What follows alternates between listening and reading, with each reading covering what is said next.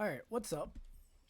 We are back for patch 2512.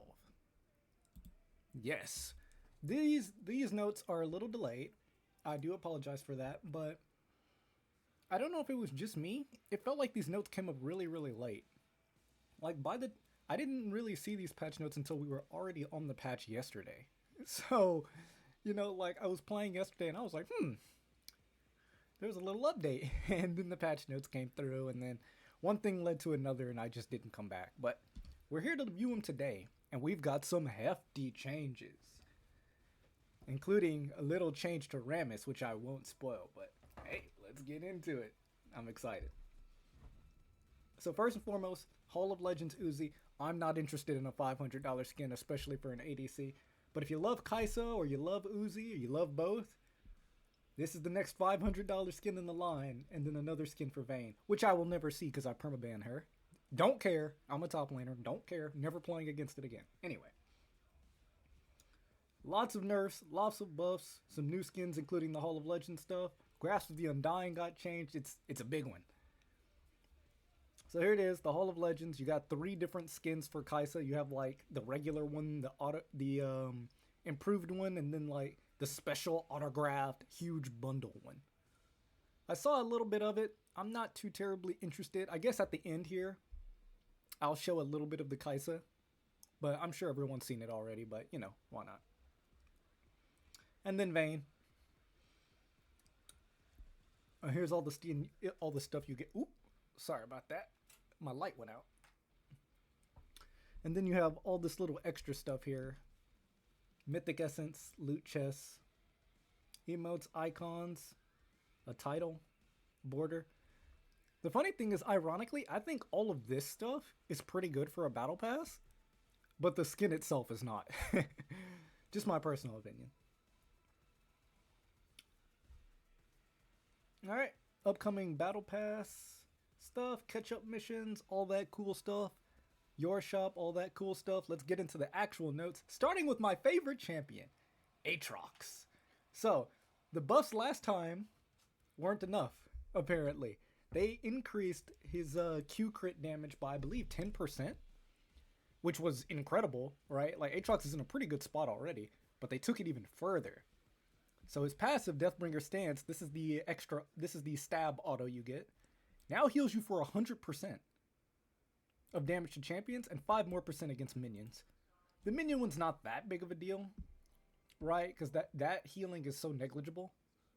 But still fine, it's a nice little buff. This is going to be a good one, though. That 100%, whew, that 20% increase in healing, you love to see it. What is that? That's an ad playing, sorry. And next, Umbral Dash. Champion damage healing ratio. So 16 plus 0.9 per 100 bonus HP. 16 plus 1.1. So an extra 0.2% per 100 bonus HP. This is really good. They're really pushing Bruiser Aatrox to be into the meta again. And I felt like Aatrox was already pretty strong, right? I feel like the Spear of Shojin Sundered Sky itemization was already really, really good. But this just pushes it over the edge. Like, he's going to be in a really, really good spot, especially if you get a good matchup. Ahri. So, finally some Ahri nerfs. Charm duration down by 0.2? Okay, so you're locked in it for a little bit less time.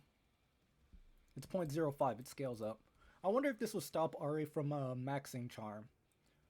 You normally max it last, right? So it's going to be stuck at 1.2 the whole game, and then it's not going to go very long. I feel like some people were maxing it just because the extra charm duration. So it's it's an MSI nerf. Cooldown Spirit Rush. An extra 10 seconds, an extra 5 seconds, and then it equalizes at max rank. That's probably pretty good. Ahri's very slippery. She can be difficult to gank post 6, especially with how low the cooldown on her ult can feel. 140 seconds is a hefty timer. Right, that is a very long time to have to wait for her ult, so this stops her from, kind of going overboard, which I appreciate. Aphelios, level 1 attack speed increase, several movement speed increase, calibrum damage increase. So we got some hefty Aphelios buffs here. They're trying to bring 200 years back into the meta. Yeah, sorry, it's a little dark in my room because it's actually really gloomy outside. I like to depend on natural light if I can, but I have another light here on my right because it's actually really dark outside. It's like 9 a.m., but it's like about to storm. I don't know if y'all can hear it. It's like storming outside, so the light's a little messed up. I apologize for that. Anyway, Velios. 0.025. Okay, that's a little bit.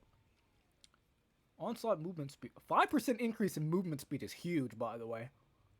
People always see these like movement speed changes and they completely underestimate how much it is. An extra 5% is going to make him a lot more difficult to catch. Because Severum is the, is it the red one or the white one? It's when he's like hovering and doing the machine gun thing, right? I never remember the names. Calibrum is the sniper, I'm pretty sure. So an extra 10% bonus damage. Or an extra 10 bonus damage. Excuse me. Not bad. Some cute little buffs to make him a lot more viable. I appreciate it. Aurora. Base MR increase, R damage increased. I don't care what you do with this champion, just do not let it come back to top lane. The base magic resist definitely pushes towards mid, though. Right? Because when it comes to top lane, you normally care more about armor than MR. Because there are some magic damage champions, obviously. You have, like, Mordekaiser and Gwen. But generally speaking, this is going to help her against mages with more range than her. She has a tendency to end up in top lane when she's viable. We still want her to be an option with size, so we're giving her some mid-skewed buffs. Yeah. Yeah. As expected. Her ultimate, plus 10% AP ratio on Between Worlds. I'm a little scared of that. But hey, it's an MSI buff, right? We'll probably see a little bit of Aurora. Azir. Looks like we finally got some Azir nerfs. Holy crap. Base movement speed and attack speed per level decreased. I mean, Azir's always been in pro play jail, right? Always. One of the main reasons why this champion isn't allowed to be strong is because he will obliterate pro play. Minus 5 movement speed, minus 0.5 attack speed per level. That's pretty good. That's minus 5 attack speed at level 10. Minus 5 movement speed. People always underestimate these movement speed nerfs. Like I was saying earlier with Aphelios, the 5%. This is a lot bigger than you think. Because minus 5 movement speed generally means that you're going to get to places a second or two slower than normal. Right? Like, it's not a lot, but it adds up over the course of a game, right? So it's like, it took you 1 second longer to get back to lane. Not a big deal, right? Maybe you miss a minion or two in a worst case scenario. But over the course of a 30-minute game, you know, there is a considerable time lag there if you want to look at it from the lens of time, right? So rather than saying he was 1 second slower to lane, you could say Azir was a minute late to the entire game compared to where he would have been normally. Bard gets the opposite, an extra 5 movement speed. Pretty good for Bard. I feel like he was in a good spot already, but since he is the premier roaming support as the wandering caretaker, this is a nice little increase for him. Belveth, our cast range increased. Quality of life improvement. Endless Banquet. Matches E attack. Oh, I get it. Yeah. Yeah, okay. So the way this works is when Belveth kills someone, she can press R on the coral they leave behind to cause that big explosion. But you have to be close enough to it to hit it. You have to be like almost next to it. Now it matches her E range, so you can hit it from a little further away. I wonder if you can like daisy chain this with her E then. Right? Like if you kill someone with her E, you can just instantly click R and jump into it. So it says quality of life improvement, but that's actually a buff. Increasing the cast range of anything is a big buff. So 275, it goes to, you know, almost double that. That's pretty good. Garen, E damage scaling increased. All right. Let's be careful with Garen, man. This champion is not weak. Garen is not weak, man. This champion can do a bajillion damage. So, Judgment. 20 plus 44% is now 16 plus 48% AD. So a 4% increase to the AD. A buff after 100 total AD. Yeah. Armor shot now properly extended by additional spins instead of occasionally failing to stack up if the remaining duration was low.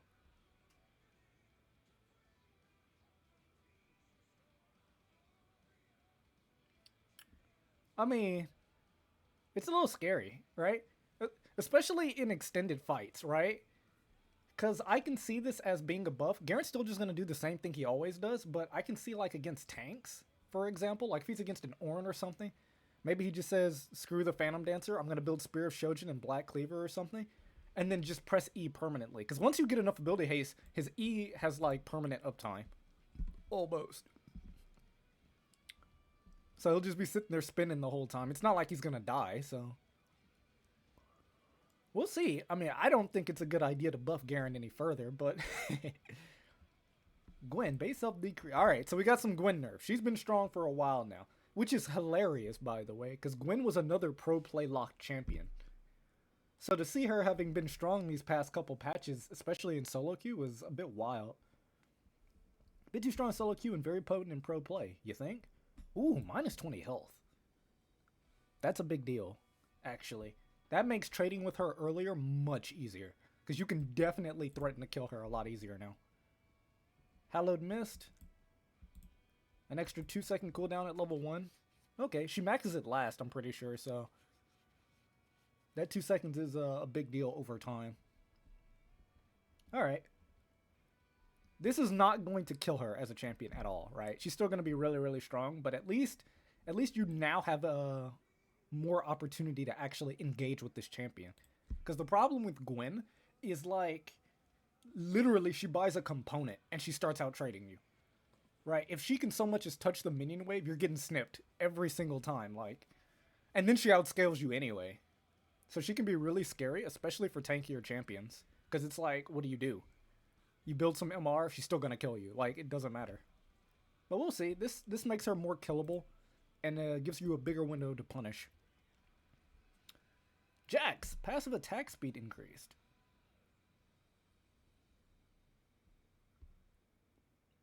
Sideline skirmisher, so we want to lean into that a bit more. Give some bonus attack speed from his passive. 3.5 to 11 is now 5 to 11. 1.5% increase? I mean, that's not bad. Why do ads keep playing? It's starting to piss me off. Sorry. Callista. Base health decrease, Q cooldown increase. That makes sense. Callisto's yet another example of game breaking, right? So this definitely feels like a it is the MSI patch, right?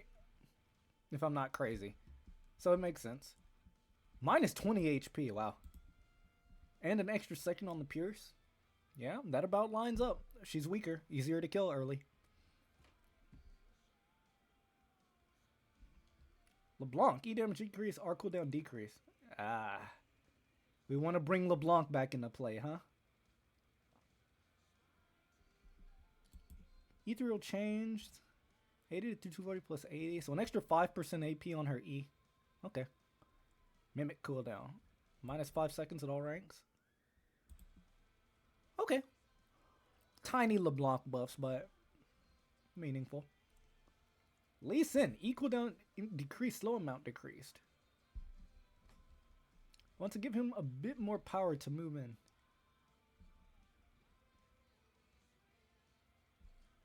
So it's an adjustment. His E has a shorter cooldown. But it slows for... Actually, it slows for more early. It's 35 at 1 instead of 20. And then 45 and then 55. And then it equalizes at... Once you get 4 points, and it's 5% less at 5. So it's better early, but scales worse.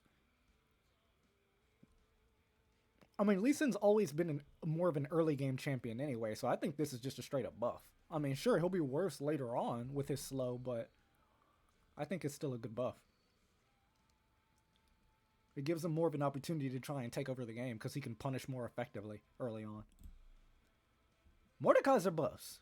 Q damage increased by how much?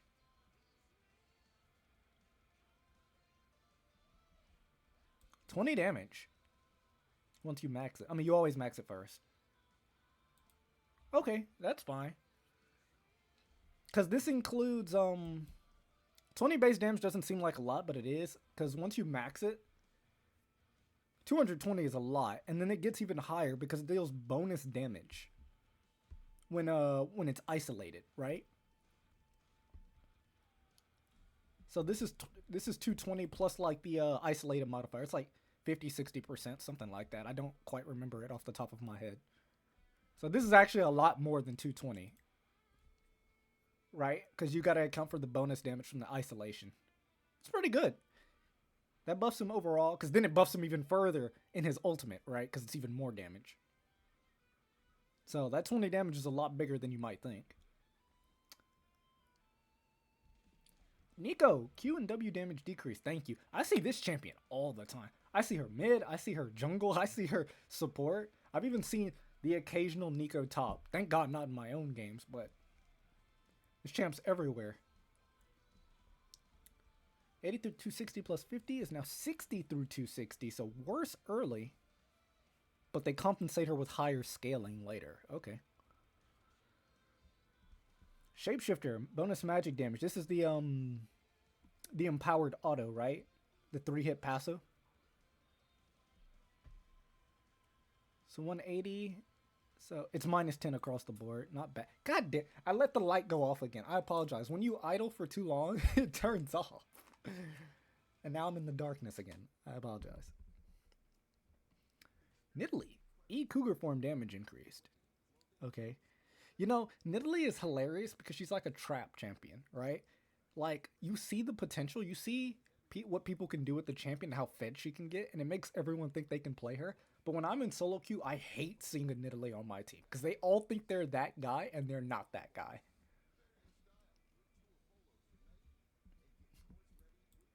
$70 through 250 plus 70 bonus was 40% AP. 15% AP increase. That's actually kind of big. It also pushes people towards doing AP instead of trying that AD Nidalee top nonsense. Rammus. Okay. Here we go. So we got ourselves a little bit of a mini rework here for Rammus. Base stats. A little bit less armor growth. That sounds like bad news, but base attack speed, base attack damage increased. Spiked Shell. Rammus's basic attacks no longer gain armor, increased during his W. Rammus now gains 15% of his total armor and magic resist as bonus AD. So there you go. Already, you can see where they're going with this. Rammus now works against magic resist. Or, sorry, he works versus magic damage, so he can reliably build magic resist. Powerball damage increased by 40 once max. No longer locks Rammus out of casting his E after colliding with an enemy. So, there's a small delay after you hit with the Powerball where you can taunt.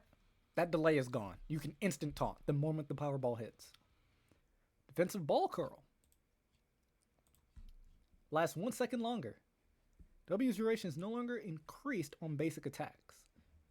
Bonus Armor. The bonus armor is down. Right? It was 40 with 75%. Now it's 27 with 60%. Which seems like a nerf. However, his 10 magic resist is now 27. And scales up with 60% of his total magic resist. So again, you can already see where they're going with this. Playing Rammus into full AD is going to be worse. But now you can play him into AP as well.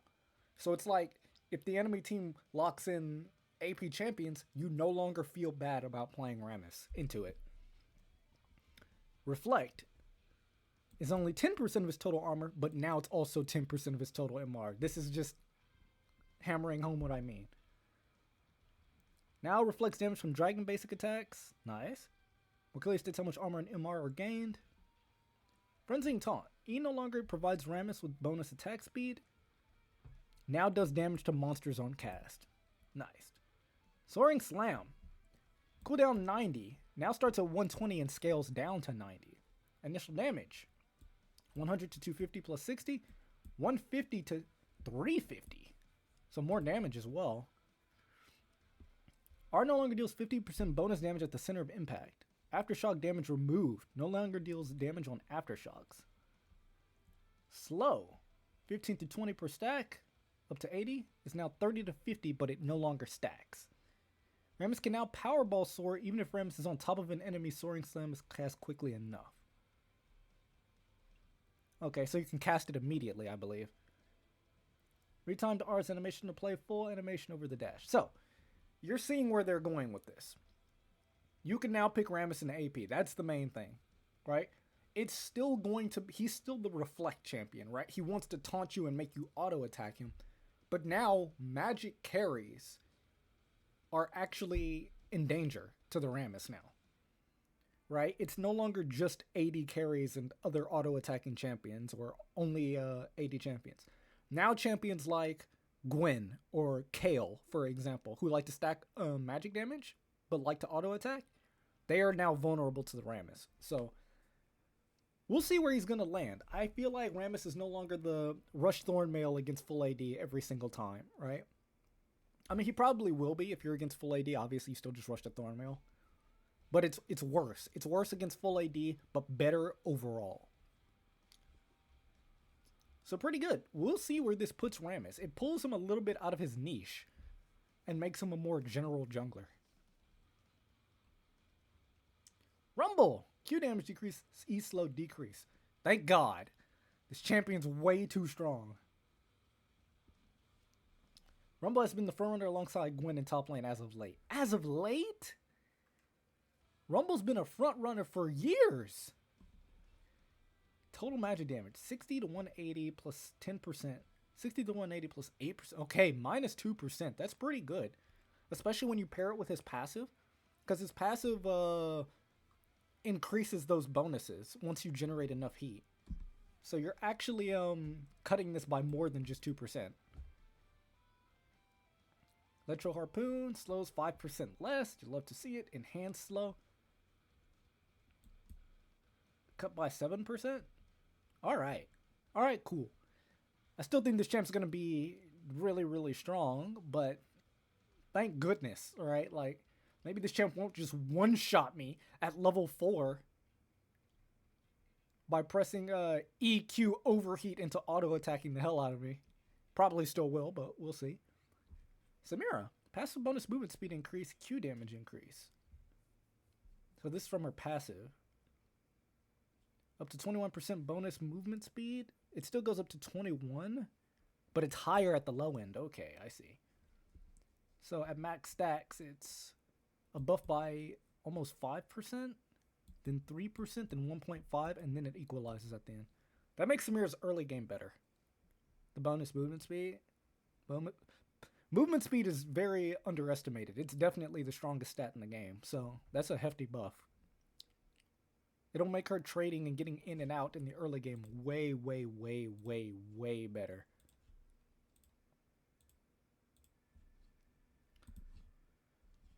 Q, Flare. 0 through 20 plus 125. Wait, what got changed here? Oh, the base damage is up by 5.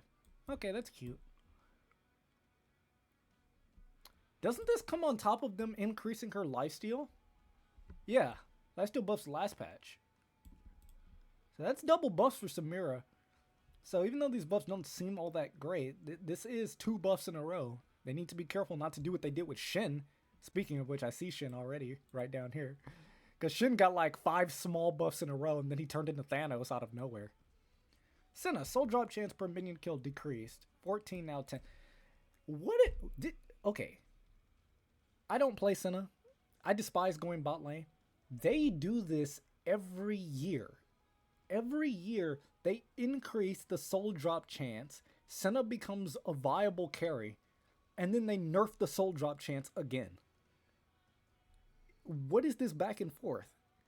I don't understand. I really don't get it.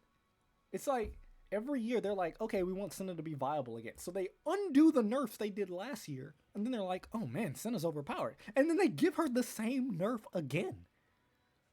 Explain this to me. Why is this the only thing that changes about Senna?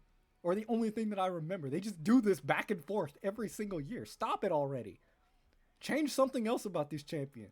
She goes from being annoying to being overpowered, and they can't find a balance between the two.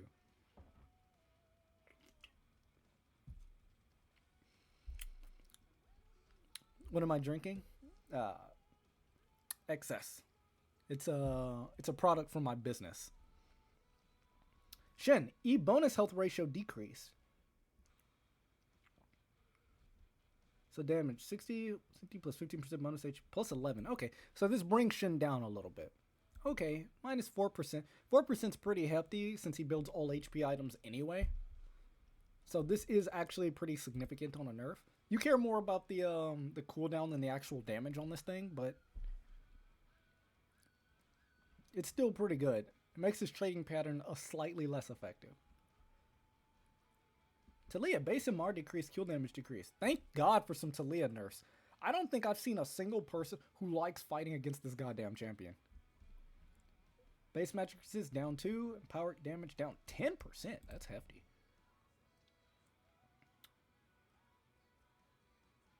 I think this will definitely make her, once again, this seems like a mid lane skewed nerf, right? I feel like Talia jungle's still just going to be ridiculous. But mid lane, this is going to be a big chunk to her overall power. Just a fate. E bonus attack speed increased, R cooldown decreased. Oh lord. How much? 20 seconds at max. 20 seconds across the board for TF's ult. Ah, that's scary. That's what makes TF so good. This is ultimate. And now you're minus 20 seconds. Remember, like I said, view it from the length of time. If he ults 10 times in one game, like that's an extra 200 seconds in total that he saved over the course of the game. I'm a bit scared.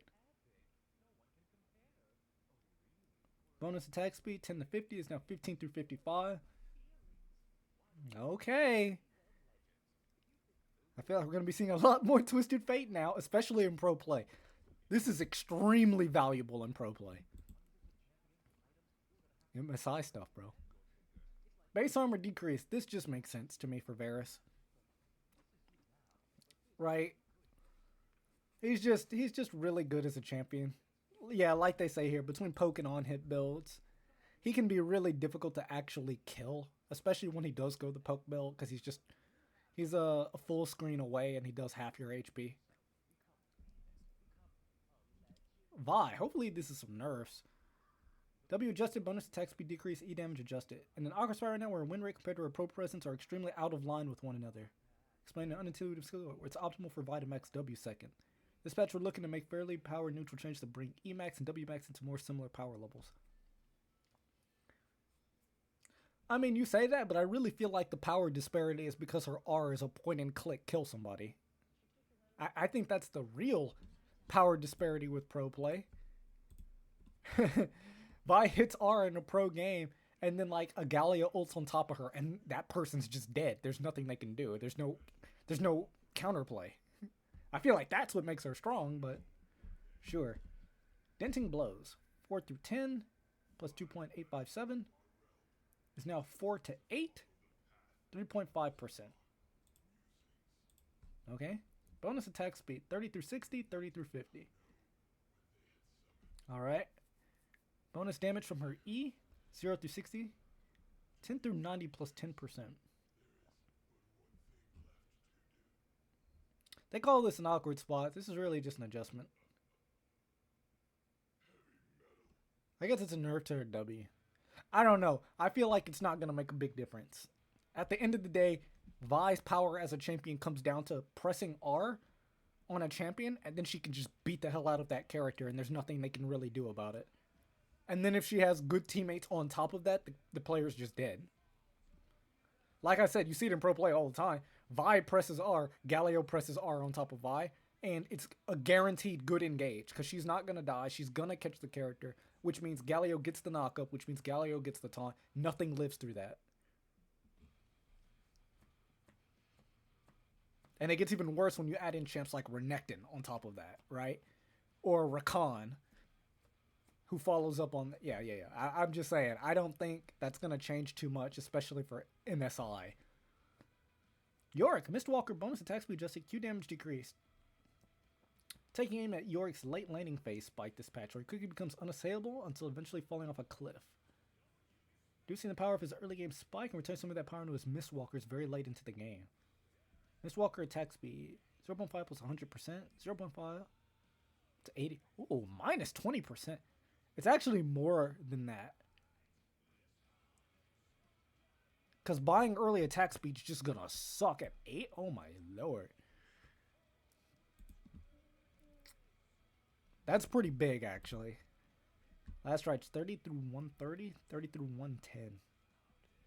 Alright, a bit heavy-handed on the Yorick nerfs here. I think he'll probably still be fine. Because again, once you finish, by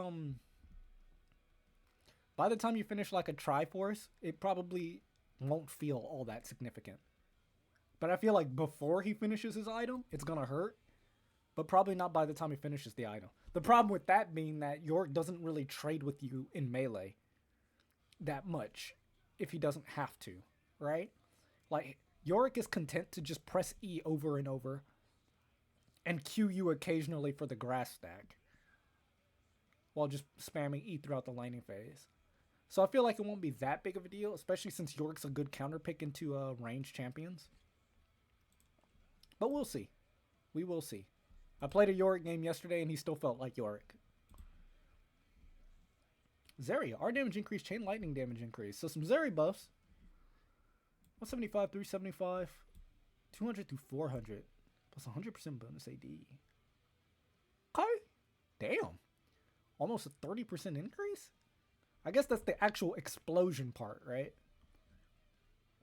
And almost 30% increase is pretty big, though. Chain lightning damage, 40% AD as well. Extra 10%? Damn. She's like a walking electro nuke now. Not bad. Runes, Grasp of the Undying, ranged effect. Thank God! Holy crap, this is great. Oh my god, my fellow top lane mains rejoice. Minus 20% ranged effectiveness.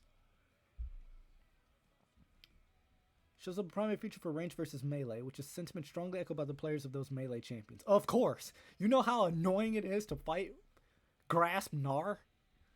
Or Grasp Aurora, which I fought yesterday? Let's send a pretty strong signal that ranged grasp should not be good, without making it so terrible that the rune does nothing half the time on form swappers. 30% nerf to the rune on range users, which should clearly push it out the realm of options for purely ranged champions. Okay. So it's still fine for transforming champions. So like Jace, for example, will probably still be fine. Right? And if you like to take this shit on Nidalee, it'll still be fine on like the cougar form, but not on the human form. That's a good nerf though. Because my main complaint with this is like Aurora or Gnar stacking like, they get like 50 grass stacks off of you by the time laning phase is over.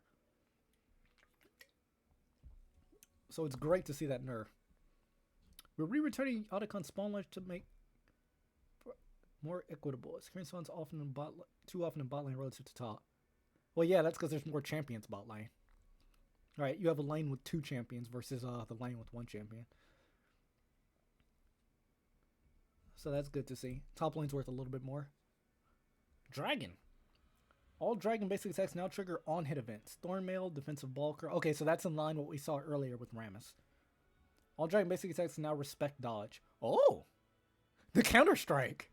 A Jax buff. Jax jungle buff. Alright, some Aram champions. I haven't played Aram in a while. I will play more Aram when the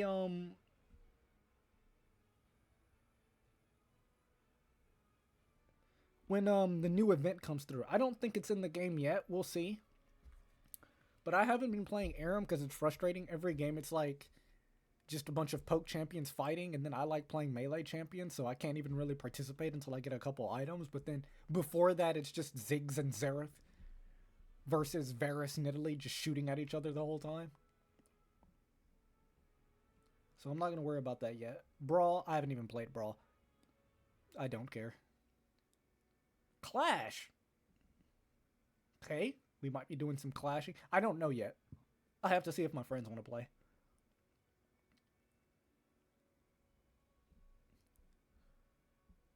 They can save the extra click for in-game. Okay. Thornmail probably now prevents damage from giant base attacks. We saw that already. Some bug fixes. And the new skins. Alright. So it's looking pretty good. I'm really liking this patch. I think Aatrox is going to be in a good spot. Especially, which I'm happy about. I'm really happy about those grass changes because I'm so sick of range top. Let me actually, let's just take a quick peek at the Kaisa skin, I suppose. As usual, we'll probably just look at skin spotlights. They're the channel to look at for this stuff, right?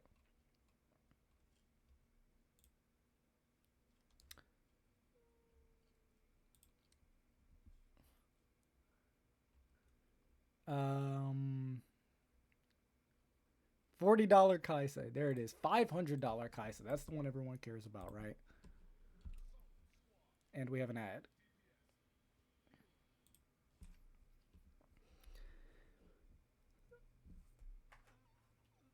Okay.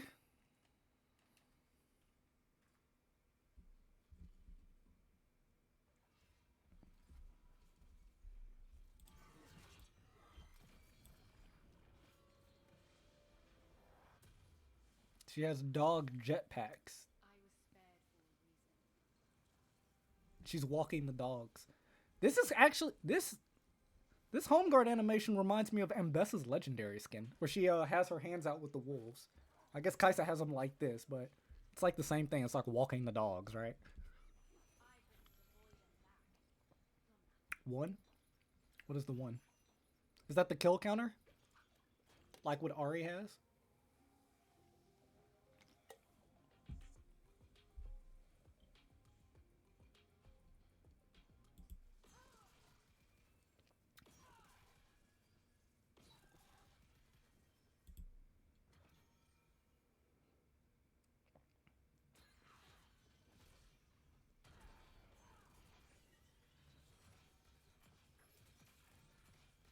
This looks a lot like Arcana. That skin line that like the Arcana skin line that like Hecarim and Rise are a part of. That's what it reminds me of with all the gold and red.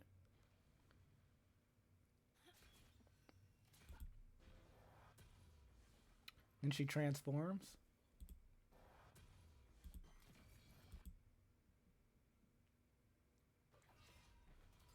I didn't actually see the transformation.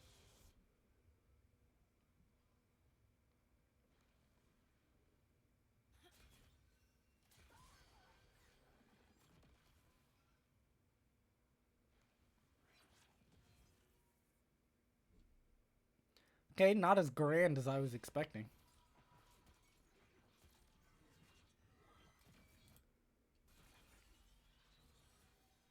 Oh, she was flying for her E? That's kind of cool.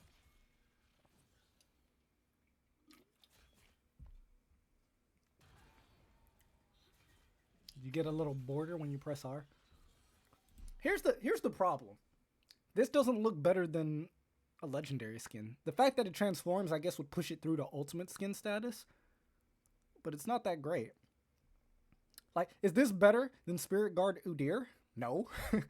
Not from what I'm seeing so far, anyway. I mean, it's cool that she transforms a little bit, I guess. And the little extra added animations are cool, I guess. And the border you're getting here after you press R is cool, I guess. But this is stuff that already exists in the game. Right? Like, Project Renekton, for example, gives you a visor like this when you press R. I think Project Vayne does too. You press R and then it changes your the border on the screen to kind of lock you in. But I guess we should look at the $500 version, right?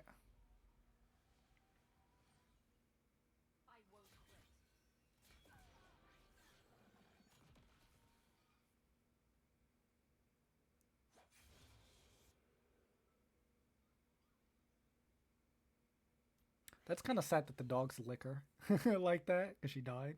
That's sad.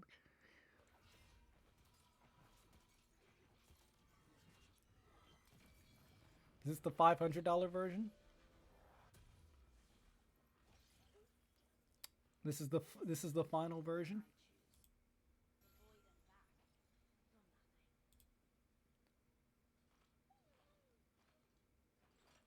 What was that?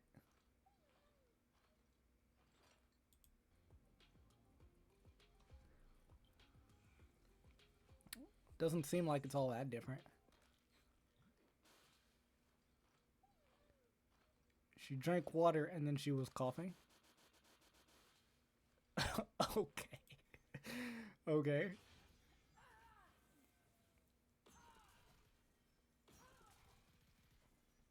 It doesn't seem all that different.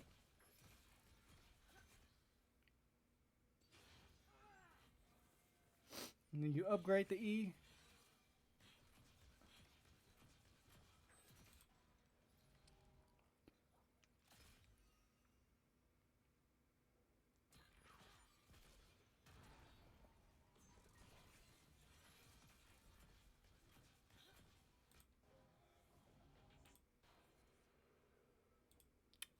But you get a special announcer HUD, which is just that cute little thing.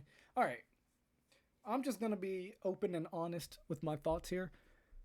Again, this is not better quality than an ultimate skin, right? Like, I guess you could argue it's better than the Samira skin, but it's like, I don't see why you'd ever pay 500, right? I think it's a good thing. This is the controversial opinion part. I think it's good that the really, really expensive skins are not really all that crazy or far removed from regular purchases. Now, some people say the opposite. Some people say, a lot of people say this actually, if the skin is really, really expensive, it should have ridiculous, out of this world nonsense. And I don't think that's the case. I don't think that should be true. Because you don't want people to be like super jealous of this amazing skin that they could never afford, right? You don't want to start putting up a wall between people based on financial circumstances. I think if you're willing to pay this much for a skin, it should be unique and different, but it shouldn't be something so far removed from the game itself that it's almost like a ridiculous thing that just tilts people just from seeing it, right? I don't think it should be like borderline, this is an entirely different champion. It completely changes the game. Because you definitely don't want people flexing like that and disrupting the whole game just to flex their wallet. Right? If you're willing to pay for this because you really appreciate it, you really appreciate Uzi, you appreciate the work that went into it, that's fine. You know, enjoy the skin, you know, you got it. You're a part of a small, unique class, and if that makes you happy, cool. But I actually do personally prefer that super, super expensive content like this remains within the realm of regular League of Legends, right? Like, I'm actually happy that it's, like, basically just a legendary skin. I don't want some kid to flex his wallet and go, pay attention to me. I'm so cool. Everything that happens on the screen is all about me because I dropped $500 on the game, and now it's everyone else in the game's problem. Like, 9 people have to suffer putting up with new stuff off of that. That's super obnoxious. And it's an example of something that happens in, like, Teamfight Tactics, right? Because Teamfight Tactics has a much, much more forgiving business model when it comes to getting exclusive content, but sometimes it's extremely disruptive, right? Like, for example, Unbound Warwick and Vayne and all that, where you have like these really, really big character models standing on a pedestal, can't even see their HP bar when I'm fighting them on their stage, and then you have to put up with the execution animation when you lose to them. Like, that stuff is kind of super disruptive by comparisons. So I'm kind of glad that these skins aren't all that crazy, right? Like, I'm not jealous that some Kai'Sa I'm gonna run into has the skin. I'm not gonna be jealous if some Ahri I run into has that skin. I am a little jealous for the Mordekaiser skin, I'm not gonna lie, but that's just because I personally play a lot of Mordekaiser. But it's something you can live without. I think that's fine. Anyway, we took a look at the skin, and we read the patch notes. That's gonna do it for patch 25.12. I talked for a lot this time, and I'm going to put the full unedited thing on YouTube. Because we had some fun here today. Anyway, that's about it for me. I hope y'all enjoyed watching this. My YouTube peeps, this was streamed live on Twitch. We play a lot of League of Legends and Teamfight Tactics and a lot of other stuff. Also, I didn't get a Elden Ring Night Rain. Let's just say that I'm having some technical issues here, among other things. Very busy, so I don't think I'm going to be uploading any Night Rain content. If I do, we'll see it then. But if not, I will catch y'all next time. Peace.